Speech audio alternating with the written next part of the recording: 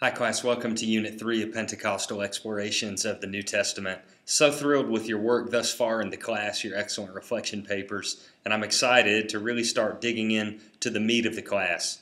This will be the last unit in which we construct the raw materials broadly that we'll be using in our approach to the New Testament in the coming weeks. That being said, this is a really important unit. As you know, the gift of our seminary is to give voice to the 300 million Pentecostal Christians that worship in diverse regions, languages, and cultures around the world. Our seminary has been a foremost leader in providing a voice for Pentecostal scholarship to take place in those same circles around the world.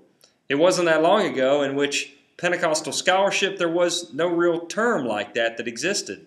In fact, it wasn't long ago that scholars debated over whether a Pentecostal approach to Scripture could even exist or even made sense. Well, thankfully, all that's changed in the past few decades, based on, not least of which, are some of the remarkable professors at our seminary. Our president, Dr. Steve Land, and his groundbreaking dissertation on Pentecostal spirituality, still a textbook at Harvard to this day. And with regard to New Testament studies, our chair of the New Testament area, Dr. Chris Thomas. This week I'm going to have you reading a short article from Chris Thomas that lays out a 6-point rubric that might describe what is an authentically Pentecostal approach to Scripture. In addition to that, you've got a couple of shorter articles that show you how certain components of this approach get played out in real time. For example, the first segment of that 6-point rubric is structure, and so you'll be looking at an example of Chris's work on the structure of 1 John. He's written broadly on the Johannine literature, as you know, and his work on the composition of the Johannine letters will also speak to that point of rubric concerning the canonical context of a given New Testament document, as well as its theological emphases. So I'll be really interested in you talking in your reflection about your own experience reading the Bible as a Pentecostal.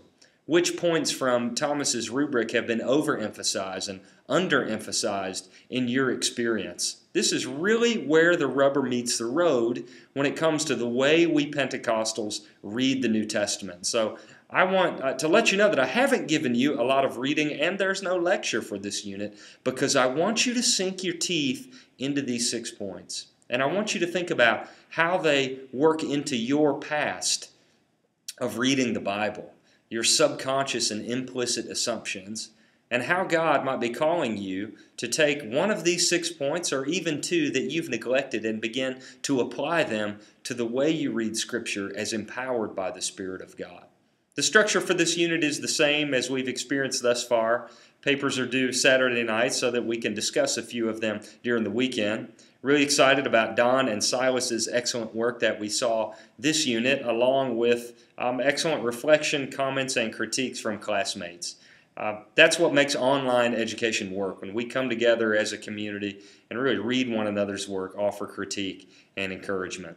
I'm here for you along the way. I'll be grading your Unit 2 reflection papers in the next few days, offering my comments individualized through the online system. Feel free to email me for any and every reason.